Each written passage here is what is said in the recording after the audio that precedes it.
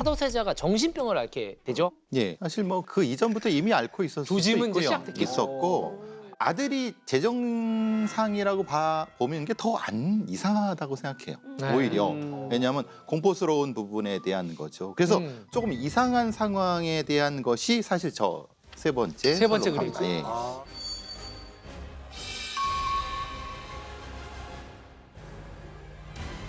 힘께나 쓰는 무사들도 사실 들기 힘든 거거든요. 저걸 들고 있는 모습이라고 하는 것이 네. 뭐가 안 맞는 부분인 거죠. 그런데 오히려 자기만의 탈출구가 아니었을까라고 하는 생각이 드는 거죠. 아버지한테 반항되고 싶고 어쨌든 왕도 돼야 되고. 근데 실제로는 어떻습니까? 예, 굉장히 좀 그렇죠. 왜소하고 약간 병약해 호리호리하고. 보이는 원래 그렇죠. 우리가 알고 있는 그 마른 이미지. 느낌. 그게 아니라니까요. 약해 보인. 기본적으로 봤을 때 사도세자는 효종 라인이에요. 효종대왕은 어깨 깡패거든요. 아, 그래요? 아니 돌아가신 다음에 관짝이 맞는 게 없어. 그 정도로 그래서 관짝을 옆으로 늘려가지고 관을 만들어요. 이쪽 라인이다 보니까 덩치가 클 수밖에 없어요. 정말 무거운 무기가 있었는데 아무도 못 들었대요. 무거워가지고. 근데 사도세자만 이거를 들었다고 하죠. 야, 그러니까 문신이 아니라 무신에 가까웠네. 그렇죠. 비거리 장대하고 무예가 능하고 백발백중 그리고 뭐 말도 잘 다루고 무예 도보통지라고 하는 일종의 뭐 사도세자가 만든 무예 심보를 잇는 무예석. 그러니까 무예석까지 편찬할 정도의 야, 그 전문가 수준이네. 그죠 조예가 깊은 거였죠. 아니, 이렇게 잘하는데 왜 이렇게 이런 뭐라고? 거를 하도록 영조가 허용을 했나요? 그러게요. 이게 문제가 그거죠. 조선은 문치주의 국가. 그렇지. 아, 그렇죠. 거기 있어야 되고 영조가 바란 거는 신하들을 하고 이제 이거 해서 이길 수 있는 그런 대화해서. 형태인데 오히려 이 언월도를 흔들고 말 타고 이기사 데리고 막 사냥 가고 이러면은 몸 쓰는. 더 눈밖에 나지 않았을까요? 영조가 좀 사실 이상한 행동 같아요. 제가 보기엔 이상한데 네. 내가 형님을 안 죽였어 라는 결백을 보여주기 위해서 이 사도를 보낸 곳이 있어요. 네. 경종의 부인이 있겠죠. 선의 왕후가 머무는 곳에 그러니까 그 경종을 모시던 궁녀들 네. 그곳에 보낸 거죠. 그 아들을. 말하자면 그러니까 겨우 세자가 태어난 지 한 100일 안에 있었던 일입니다. 그러니까 이 정도로 난 결백하다. 내 아들, 내가 금쪽같이 아들을 보낸 거예요. 영조 입장에서는 결백하다고 보냈지만 사실 반대쪽 경종 쪽에서는 죽였건 안 죽였건 어쨌건 나의 주군은 이미 돌아가셨고 영조에 대한 악감정이 있을 수밖에 없는 상황이잖아요. 볼 때마다 생각나지 않았을까요? 그렇죠. 왜냐면 어쨌든 이 의혹은 풀리지 않았고. 슬프고 애달픈 것이 있으니 하나는 어린아이를 저승전에 멀리 두신 일이고 그러니까 자기 아들을 그리고 둘은 괴이한 내인을 드린 것이다. 괴이한 내인. 사람이라는 게 인지상정인 게 내가 모시던 왕의 입장을 생각하게 됐는데 그렇죠. 지금 이건 그 아들이야 이렇게 되니까 정상적인 어떤 보살핌과 도움 이런 것이 아닌 전혀 다른 행동 좋지 못한 행동들. 그러니까 이게 사실 이렇게 대놓고 사람 기분 나쁘게 하는 것보다 약간 이렇게 막 괴롭히는 거 있잖아요. 그러니까 이런 것들을 많이 경험했던 걸 좀 돌려서 쓴 것 같아요. 그 경종의 전 내인들이 칼싸움하는 거 가르쳐주고 이상하잖아요. 칼싸움을 가르치대요. 영조가 싫어하는 거 가르치는 싫어하는 것만. 실제로 그 사도의 어떤 인격 형성에 상당히 부정적이지 않았겠습니까?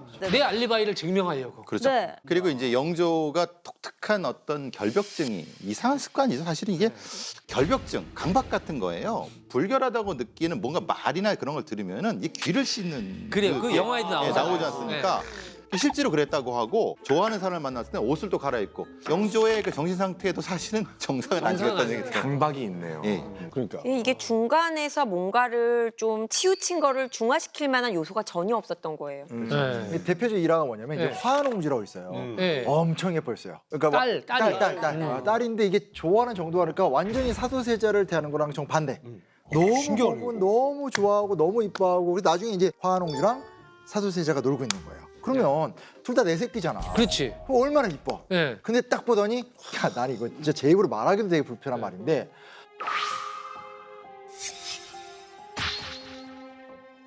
오물이 그릇에 튀었다. 우와. 그러니까 어울리지 말아야 될 게 지금 어울리고 있다라는 거. 그럼 그릇이 화농주고 오물이 그렇죠. 세자인 거네요. 그렇죠. 드디어 세자가 이제 기형적 행동을 막 취해요. 이상행.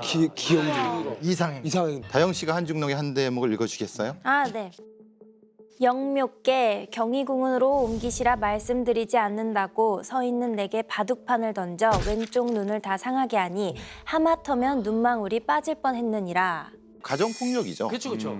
그리고 이제 그 의대증이라는 병까지 생기거든요. 네. 의대증이 뭐예요? 그러니까 옷 입기를 어려워하는 거예요. 그러니까 결정장애 같은 거죠. 말하자면은 옷 입는 거 자체가 힘든. 뭘 입어야 되는지 모르고 막 세워놓고 이거 입었다 저거 입었다 막 그런 형태. 막 그 조이는 거를 되게 불편해하고. 그렇게 되는 옷을 예. 대면하기 힘든 증상이 생기는 맞아요, 거죠. 맞아요. 근데 이제 그런 것도 있고 정조가 좀 커서 이제 어린 나이에 혼례를 시키는 거죠. 그러면 이제 그날이 이제 예식이 있고 막 하니까 네. 얼마나 경사해요. 그렇죠. 대신에 이제 조선은 유교국가니까 다 의대를 갖춰서 입고 와야 돼요. 네. 근데 이제 이날 어떻게 하다가 이제 소위 말하는 그날에 맞는 관자가 뭐냐?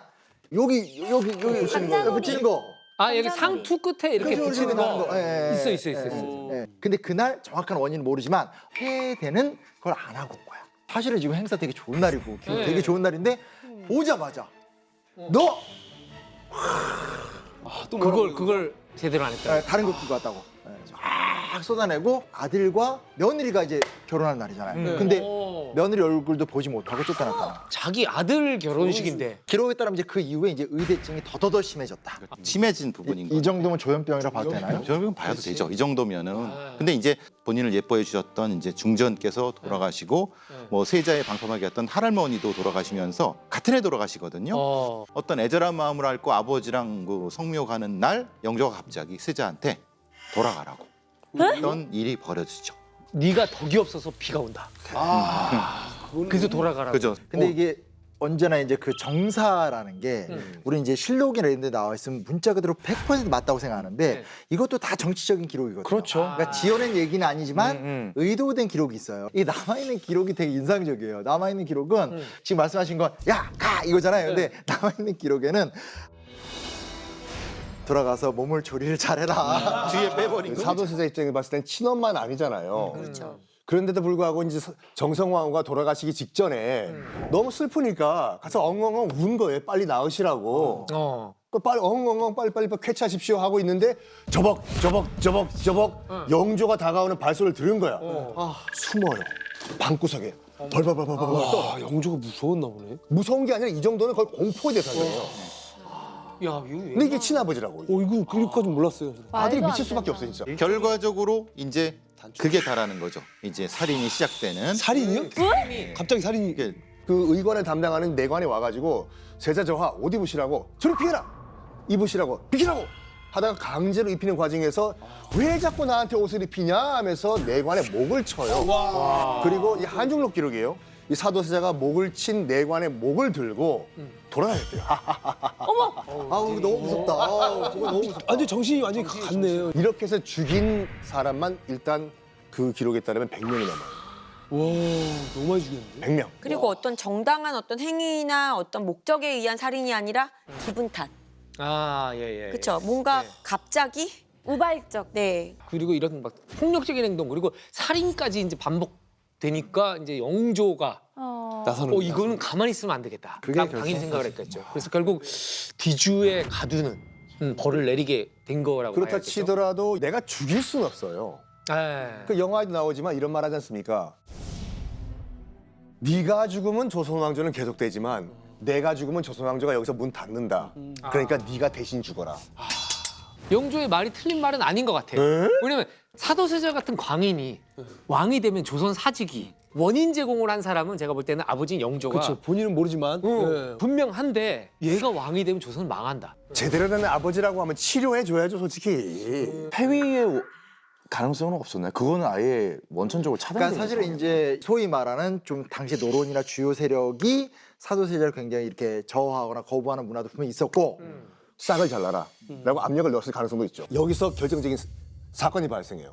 이것도 친엄마인 영빈 이 씨의 증언인데 네. 그러니까 이걸 우리가 친엄마의 증언이에요. 친엄마 증언이에요. 영모죄잖아요. 영모죄라는 건 반란이에요. 네. 그러니까 사람 몇 명 죽였다고 해서 영모죄는 아니거든요. 그죠? 왜 영모죄를 얹었냐는 거지. 자, 여기까지는 이에요 그냥요. 네네네. 근데 결정적으로 이제 영빈 이 씨의 증언에 따르면 칼을 들고 우리 아빠 죽일 거야! 라고 해서 아빠 처소로 달려갔다고 하죠. 여기 이 순간부터는 세자가 아니에요. 아빠가 아들을 죽이는 게 아니라 신하가 왕을 죽이는 거거든요. 역적이지. 지금부터 와, 역적이에요. 역적으로 가는. 괴물을 키운 거죠. 그쵸. 빙해를 죽이거든요. 빙해요? 이게 빙해? 자기가 이게- 되게 아꼈던 자기가 아꼈던 가장 아꼈던 이 경빈박 씨를 죽이고 그 애를 이제 아니, 여러 기록이 있어요. 후궁의 M은 자기 애. 아 근데 자기 애죠. 혀를 난 애도 이제 그 순간 광기가 올라와서 이제 뭐 우물에 던졌다는 기록도 있고 와. 칼로 내리쳤다는 기록도 있어요. 보통 연쇄살인범들이 가장 마지막에는 자기를 죽이죠. 마지막에는 스스로를? 자기를요? 스스로를 죽이. 아버지를 죽이겠다고 하면 아버지가 자기 자기 죽여줄 거니까. 그렇죠. 그 자살을 택한 거예요? 그러니까 이거를 끝낼 수 있는 방법은 내가 죽는 거구나라고 느낀 것 같아. 그래가지고 아버지가 뒤지에 들어가라고 했을 때 반항하지 않아요. 스스로 그냥 차곡차곡 그냥 잘 들어가요. 그걸 봤을 때는 자기의 죽음을 미리 예측을 했던 것 같아요. 네. 이렇게 해서라도 내가 끝내자. 끝내자. 이 비극을 끝내자. 어떻게 보면 되게 애잔하게 돼요. 물론 이제 사람을 많이 죽였지만은 아우 불쌍해. 그 부분도 좀 봐줬으면 좋겠다는 생각이 듭니다. 네.